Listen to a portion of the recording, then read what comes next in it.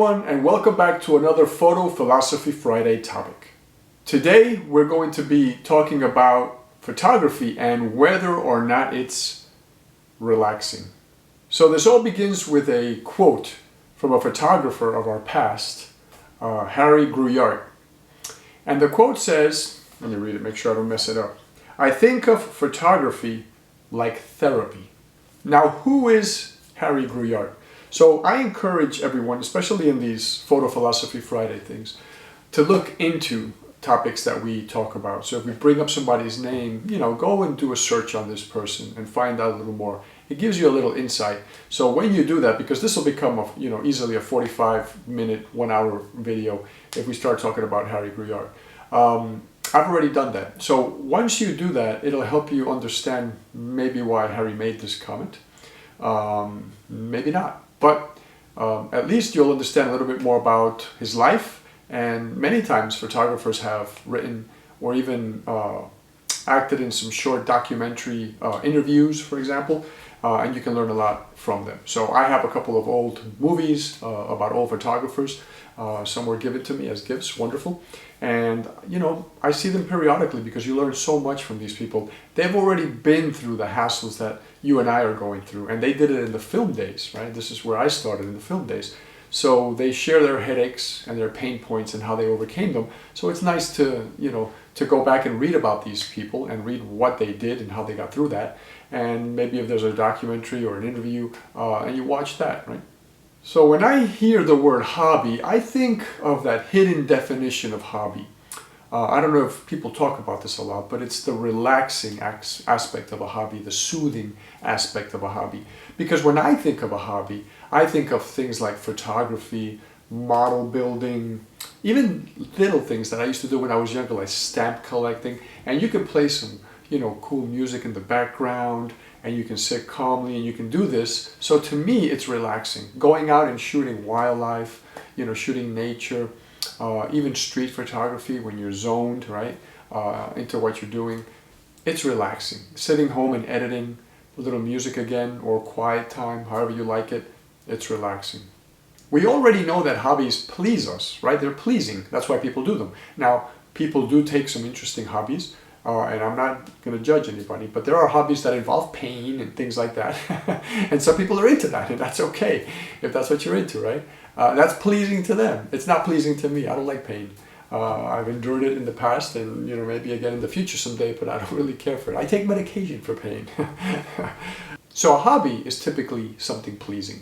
Now, to emphasize this, think about some people that you might know. I certainly know a few, right? At the office where I work and just around my life in general. Maybe neighbors. Think about people that say, I'm pretty miserable. I don't have any hobbies, right? Or they just act miserable. And when you look into them, into their lifestyle, they don't have any hobbies. They go from work to home, to watching the news, to doing whatever they do, and they go to bed.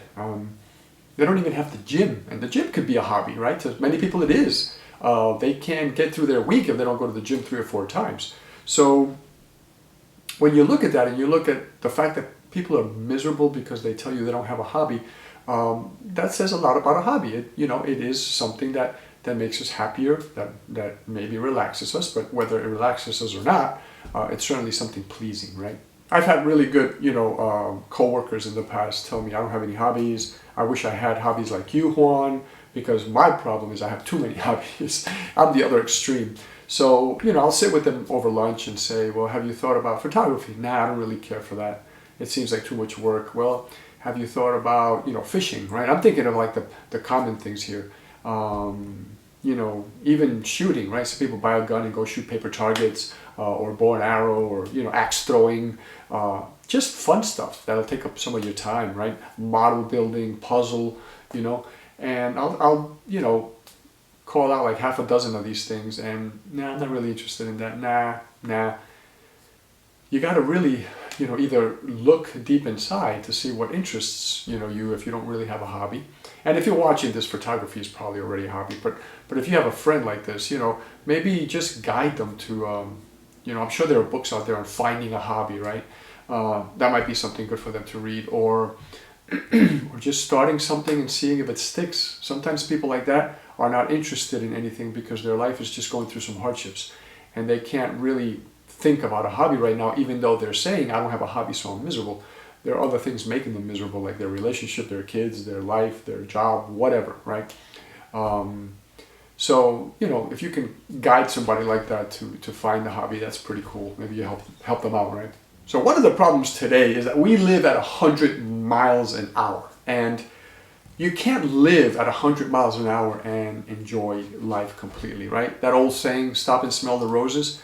You can't stop and smell the roses if you're traveling at 100 miles an hour, because the roses are going to hit you in the face and it's going to feel like you were hit by a rock. So, you know what I mean, right? You can't do both. You can't travel at 100 miles an hour and enjoy the smell of the roses, unless you're traveling at 100 miles an hour through a rose garden. And, that's another topic. So basically, we need to slow down and smell the roses. Now, there are people that find a hobby in traveling at 100 miles an hour. They race cars, motorcycles, and any other thing that has a motor, a rocket, or goes really fast. Maybe they bungee jump off of airplanes. That's fast too, by the way. So we're not talking about those hobbies. And, that maybe is pleasing to them, and maybe that even relaxes them, It's a different mindset, right? Whatever your hobby is, it doesn't matter, right? You have to stop and smell the roses. If you're jumping from an airplane, you have to put some mind into that, right? Whether you're packing your own chute or somebody's doing it for you, you want to inspect it, right? You want to ask the right questions. If you are racing a car at 100 miles an hour, or a motorcycle around the Isle of Man at 200 miles an hour, if that's enjoyment to you, then you need to be in the moment, right? So it doesn't matter what the hobby is. Photography is no different. You need to be in the moment. And when you're in the moment, you can actually enjoy photography. So since we're talking about photography, we'll, stay away from talking about the other ones for now. But photography requires attention. But here's the funny thing. Even when we are in our hobbies, right, and we're enjoying the moment, we let our minds wander. So I may be out. I love going to local gardens and just like laying on the ground and shooting flowers from a distance. And, I treat them like people, like little people. And I do like portraits of flowers. I love that. And that relaxes me. It just completely calms me down. And the truth is, I don't even take music. I'm just enjoying listening to, people walking around the gardens and the birds, chirping and that kind of stuff. Just nature around me. So I might be laying there taking a picture and thinking about the bills that are coming at the end of the week, or the bills coming at the end of the month, or the ones I forgot to pay last week and last month, or blah, blah, blah. You know what I mean, right? At that point, you're no longer in the moment. So when I say we need to really enjoy our hobby and be in the moment, that's what I'm talking about. Completely dedicated to what we're doing. Now, it's a lot easier to let your mind wander when you're shooting flowers. If you're racing around the Isle of Man on a motorcycle at 200 miles an hour, you better bet your butt that you have to be focused. And the people that wander, let their mind wander, I can guarantee you don't meet a good outcome, because I think like somewhere between 5 and 7 people die on that island every year. So you have to stay focused. Even staying focused is dangerous in a situation like that. My point is, no matter what you do, it helps to stay focused. And this is where meditation comes in. You'll hear me say this over and over. And meditation doesn't always have to be, it can be. And to many people it is. I love it, right? But it can also be a type of meditation is just focusing on what you're doing. If you're eating an orange, smelling it, the texture, right? The taste when you put it on your tongue. What does it feel like when it hits your tongue? That is a type of meditation when you're focused on every single thing you're doing. So if you're in photography and you're focused on every little single detail, you're going to enjoy it more because you are completely absorbed by that hobby and by that moment. As a photographer, to capture beauty, we first have to see beauty. Looking at it is not good enough. You're going to hear street photographers talk about that, right? You have to see it. Street photographers will go out, and when it's not their day, they convince themselves to go out and shoot. Yeah, they're there. They're in the middle of the street. There are people walking by. It might even be a crowded parade. It might be whatever. They look at everything. They're in the middle of this, and they look at everything, but they don't see. And what I mean by that is you can look around you. Yeah, you're going to look at all the people and the noise. You're going to hear the noise. You're not going to look at the noise. You can look at people making noise. Whatever. You can look at the people dancing on the street, but you're not really seeing when you put on those seeing eyes, right? That's when something like takes over you and you go into another zone. And that's when that camera comes up to your face, or if you're shooting from the LCD screen and you're shooting it at a street photography at your waist level, then you're looking down at your camera and you're just completely focused by the moment. Seeing, you have to see the beauty. I can go out shooting flowers and, you know, I'm looking around and I'm looking at a bunch of stuff. But it's when I see the beauty of the inside of the flower that looks like it's glowing, then everything turns on inside of me and I just grab that camera and when you're zoned in like that is when you actually take your best pictures. I can guarantee you that most of the pictures that I've taken that I've not been happy with is because I was kind of forcing myself to be there, you know, or to do that. When I'm just taken in by the moment and I'm in awe at what I'm seeing, the pictures happen automatically. I just become in tune with the camera and with nature, right? Or whatever I'm shooting. It could be a person. So whether I'm looking at a nude body, because I do nude photography, or I'm looking at a machine part up close, or I'm looking at the head of an insect under magnification, whatever it is, right? It's beautiful. Now, beauty to one person can be terrifying to another person. I guarantee you that as soft as my nudes are, and people have told me your nudes are very soft, I love them because I was actually able to hang my nude up in the living room or whatever, you know, and people come and compliment it and you know, I don't feel like I'm putting something raunchy up. That's an opinion, right? That person thinks my photograph is pleasant or it's mild, whatever the word is, right? But another person is going to walk in there and say, oh my gosh, that's offensive, right? Everybody's different. An insect under magnification, I think, is beautiful. The details that you know, nature is so freaking amazing. But some people look at that and go, oh my gosh, I just lost my appetite. Everybody's different. The important thing here is that we don't judge anybody. We just like what we like and we let other people like what they like. The minute you start judging, you know, you start limiting yourself, right? Keep your mind open. The only time we should judge is when we're getting paid to judge. Then it's important to judge. So we have reached our water break. Water break, for all of you that have seen these videos, there's always a time where we stop and I tell you, pause the video, go get yourself some water. If you remembered and you're watching my video and every time you're going to click play, you remember, oh, he's going to take a water break, so let me just go get it now. Good for you. I'm going to take my water break now.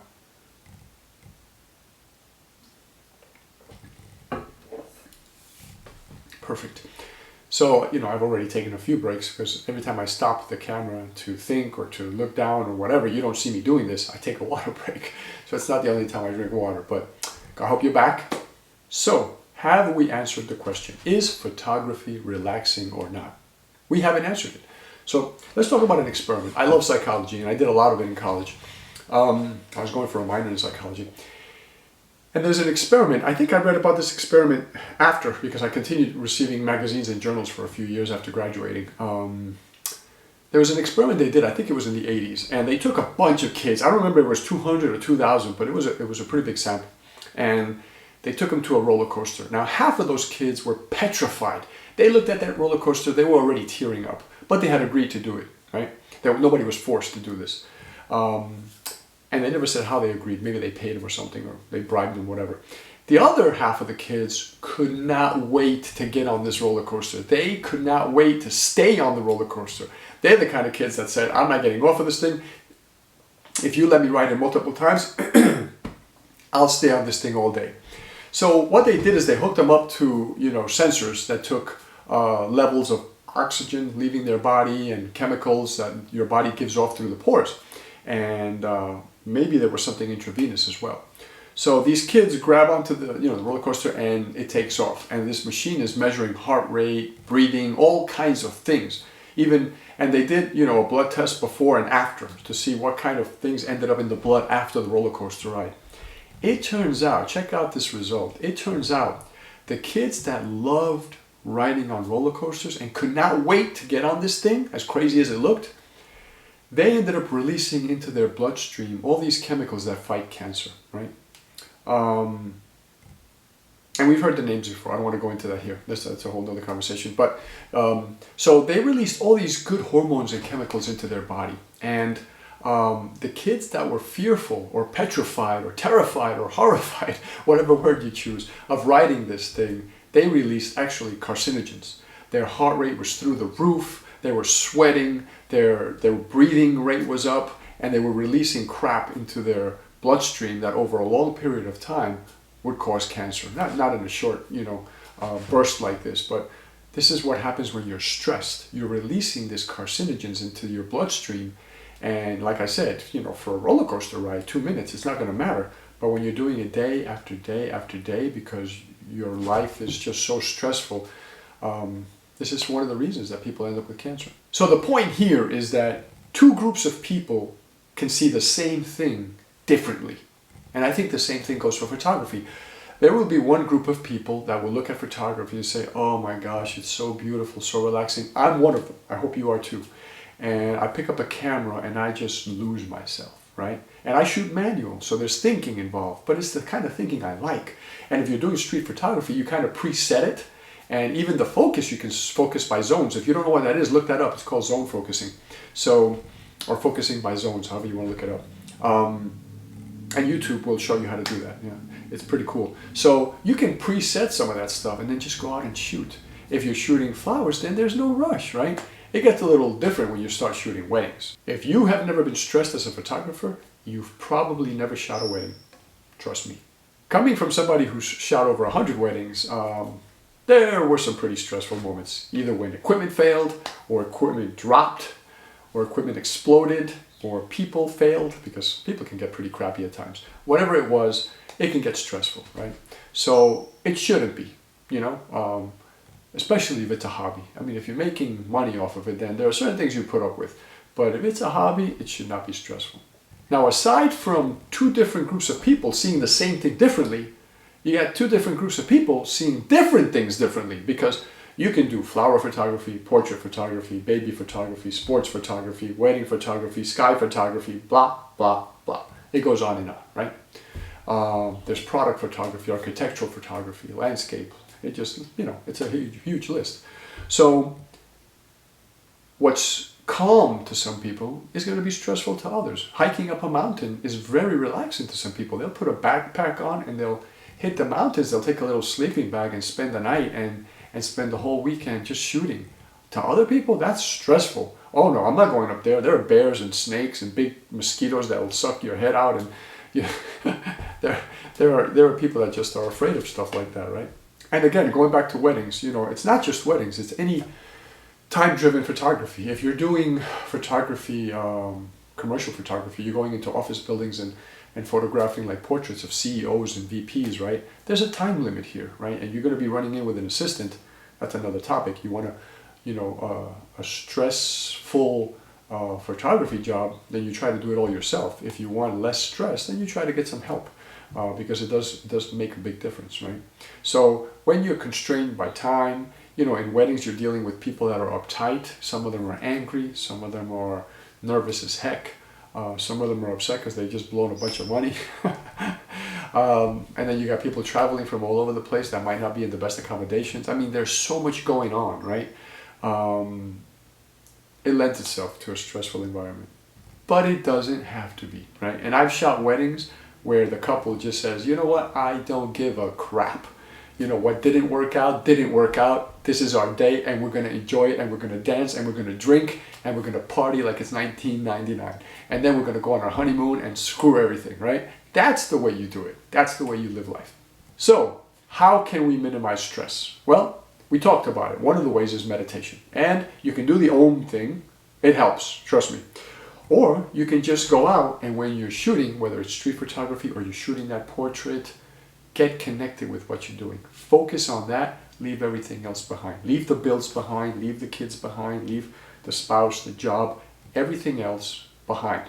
If the job is photography, you can't leave it behind, but you can leave all the other crap behind, right? And you can focus on your subject. When you see yourself diverting away from that, when you're shooting those flowers, for example, on the weekend because you're trying to relax and you find yourself thinking of an argument you just had, 3 hours back or whatever, you don't have to get mad at yourself or get upset. Just say, you know what? I'm here for the flowers. Or I'm shooting a portrait. This is a wonderful person. I just met them today.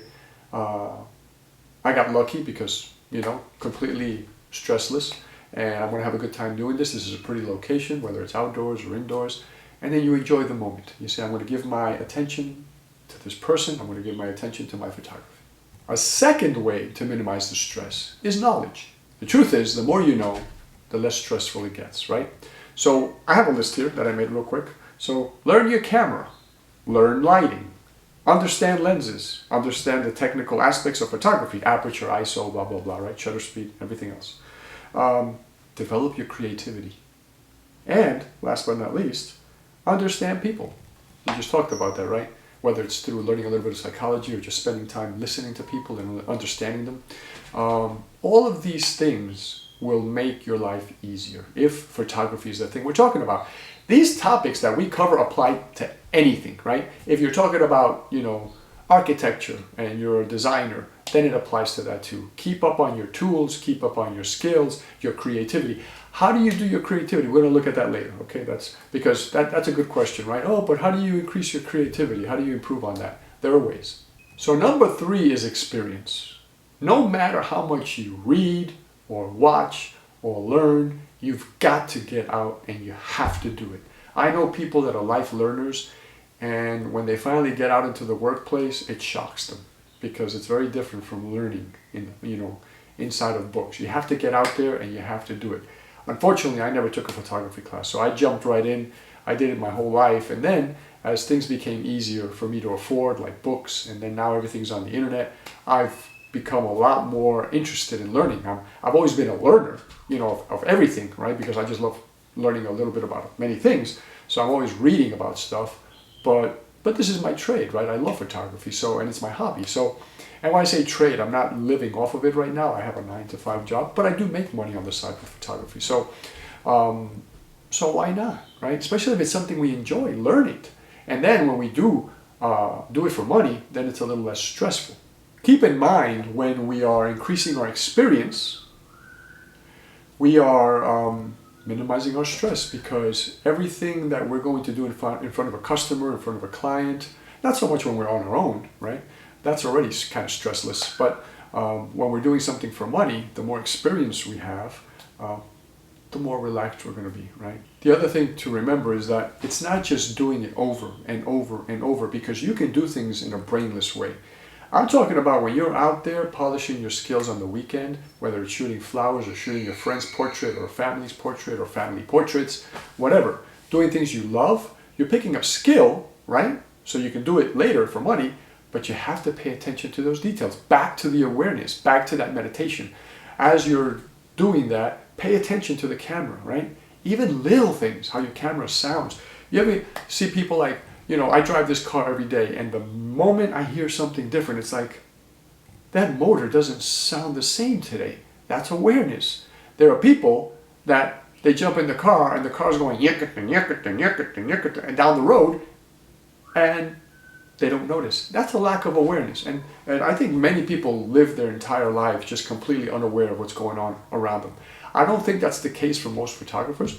I think that's what led us to become photographers, that we are aware of the things around us. So, we're in tune with those and capturing those moments. But my point here is, don't just shoot a lot, become consistently better. It could be a little better every day, or a little better every week, or a little better every month or year, but make sure it's a little better every time, okay? You want to be better than you were yesterday. You want to be better than you were the previous year. For sure, you want to be better than you were the previous year. Now, I said I was going to talk about creativity, and I actually thought it was coming later, but it actually belonged back in point number 2 that I made, which is knowledge. Because part of knowledge is reading and instructing, right, yourself. Of course, like I just said, experience matters, right? But that knowledge is important. And one of the things you want to do is you want to take out books from other photographers. If you like shooting flowers, there are tons of books out there on flower photography. If you like shooting portraits, I can't tell you how many books there are on that, and how many things you can go into the internet for free and just look at. Photographers will tell you how they're shooting their portraits, how they're setting up their lights, everything, right? So that's something you want to do. You want to dive into what other photographers are doing. If you're into street photography, tons of material just on Instagram alone, right? that you can just look through over and over and over, and it'll inspire you and motivate you. Not to copy, but it gives you ideas so you can go out and do some of that stuff. And that's how your creativity grows. It's part of that knowledge. So it was part of bullet number 2. And point number 4, bullet number 4, is going to be preparedness. Being prepared. If we want to make our photography actually relaxing, then it helps to be prepared. How do you become better prepared? I jotted down a couple of things. A few, actually. So visit the location previously if you can, right? When I'm shooting a wedding or something like that, I'll go out there like a week before and spend an hour walking around everywhere and just kind of taking the place in, if I can, right? If I'm not traveling to like another country. If I am, then I get there an hour before or an hour and a half before, and I do the same thing, right? Getting familiar with your subject. Make sure you talk to your subject, right? If you're shooting portraits, then you definitely want to do like a mini interview so you get to know them better and you know where to shoot them and how to shoot them. What light to shoot them in, what poses, what locations. If you're doing a wedding, just understand your customers well, you know. Make sure you have a good conversation with them. Maybe even go to dinner with them or coffee with them to get their ideas, to see what they have in mind, to share your thoughts, and you get to know them. You laugh a little, you joke around a little. By the time you, oh my gosh, I love that so much. When I would go into a wedding, the best feeling in the world was giving the bride a big hug and giving the groom a big hug and saying, gosh, it's so lovely to see you again. I'm so happy to be here today. Because you feel like you've made a bond, you've made a friendship. You actually know these people, right? The worst is the opposite, when somebody would hire me and, oh my gosh, you know, I had to take another event, or I'm leaving the country, or I got sick. Can you fill in for me?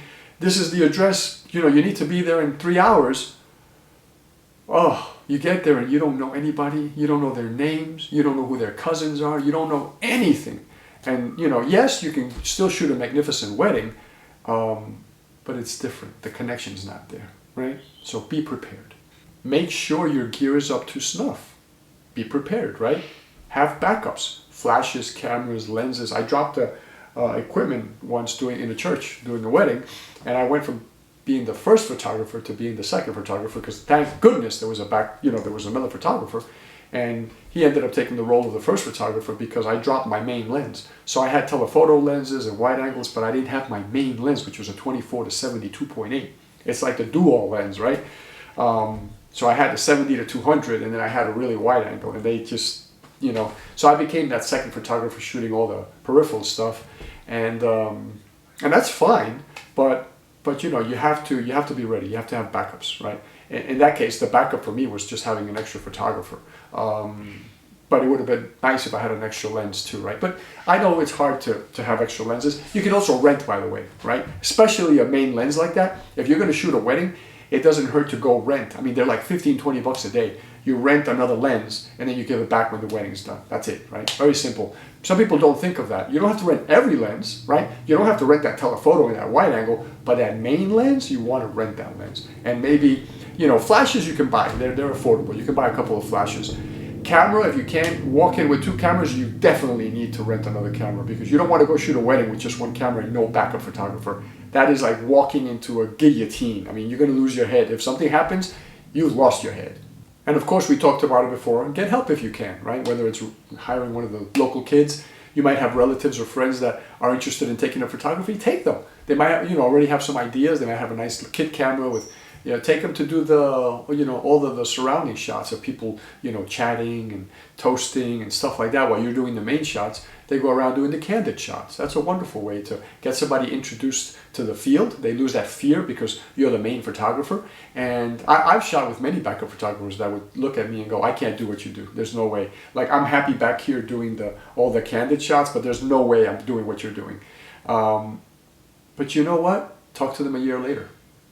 And they're shooting weddings. Because you do that enough, you start losing that fear. Because the photographer will say, you know what, I have to make a pit stop. Can you shoot these portraits right here?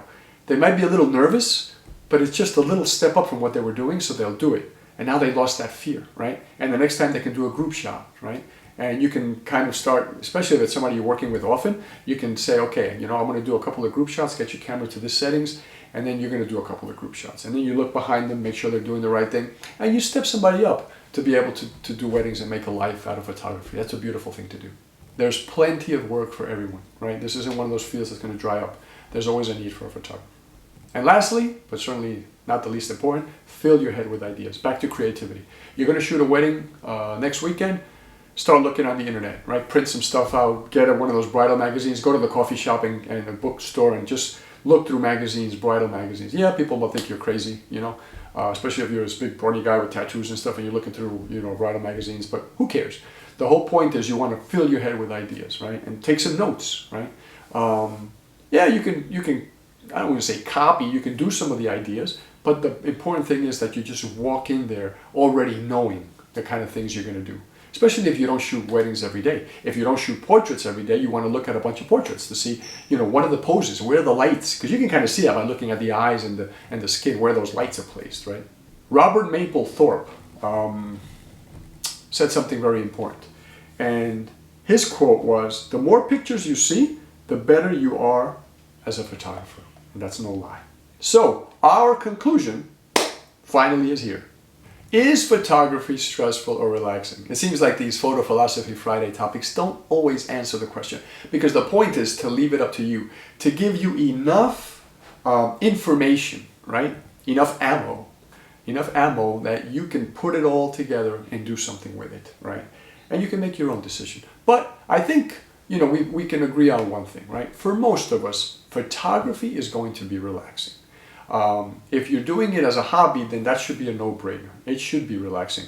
If your photography as a hobby is not relaxing, then you need to analyze what you consider a hobby. Because if you're like hanging from cliffs upside down and you like taking pictures that way and your life's on the edge every single day, then maybe the thrill is what you're seeking, right? Not relaxing photography, because you've lost the relaxing photography side of that whole setup if you're hanging upside down from cliffs. But you're pursuing your excitement, your thrill. That's another thing, right? So we're not talking about that. As a hobby, is photography relaxing? I think we can say yes. As a profession, is photography relaxing? That's going to depend on what you're doing, how you focus, how prepared you are, how much backup you have, if you have help, if you've been there, you know, you've seen the place before, if you've inundated your mind with, you know, that topic, so you're a little more creative that day. It's going to depend on so many things, right? On you being there in the moment, on meeting, you know, getting to know the people a little better if it's people. If it's a place, you know, that you're shooting product photography, then you want to search up that product and see what people are doing. Are they shooting around wood? Are they shooting their jewelry with bricks around it? Or just paper? Or, you know, whatever, right? You want to just look up all that stuff. But as we saw with the kids, two groups of people, one thing, and you look at them differently. So some people are going to look at photography and it's always going to be something stressful. The fact that they have this technological computer with glass and chips and all kinds of crap inside, that is just complicated in general. And you know what? That's okay. We're not all the same. There are things that I consider ultra complicated and ultra stressful that some people do all the time. It's just the way we're wired. Now, like everything else in life, a little discomfort actually helps us grow. So if you're doing your photography as a hobby or for business, and it's a little bit uncomfortable, to a certain level, that's okay, right? When I started doing weddings, I was always nervous before weddings. But when I got there and I picked up the camera and I started shooting, I was all gone. I was in the moment. And before I knew it, it was midnight. And the day's gone. I shot a whole wedding. Oh my gosh, I can't wait to see these pictures, right? I can't wait to show them. So a little stress is okay. It pushes us. It helps us grow. Don't worry about that. You don't want to be completely stressless, because then you're just comfortable. And when you're comfortable, you're not growing. You're not pushing yourself. Make sure photography is enjoyable for you, at least most of the time. If not, you know, if you're doing a lot of photography for work and it's just a little more stressful than enjoyable, then mix it up with enjoyable photography. We talk about this. Take your weekends and days that you're not busy, you know, weekends that you're not busy, or weekdays that you're not busy and you're not editing. Go out for walks, do some street photography, do some flowers, do some landscapes, you know, shoot some portraits of people you love just to give it to them, and that helps you do something relaxing, and you're practicing your skills, right? Maybe you're doing weddings and you're not doing enough portraits and light, and you want to brush up those skills. Then start shooting your friends and your family, and you know, and you interact with them and you get to know them a little better, right? You set up some dates with them to do this, and you're growing and you're doing something relaxing. And that, my beautiful friends, is it. We have reached the end. Please like this if it was helpful to you. Subscribe, hit the little notification bell so that these videos keep coming your way. And share this with friends if you think it's helpful. And please comment below if you agree or don't agree. And I hope to see you in the next video. Until then, from the heart, always. Ciao for now.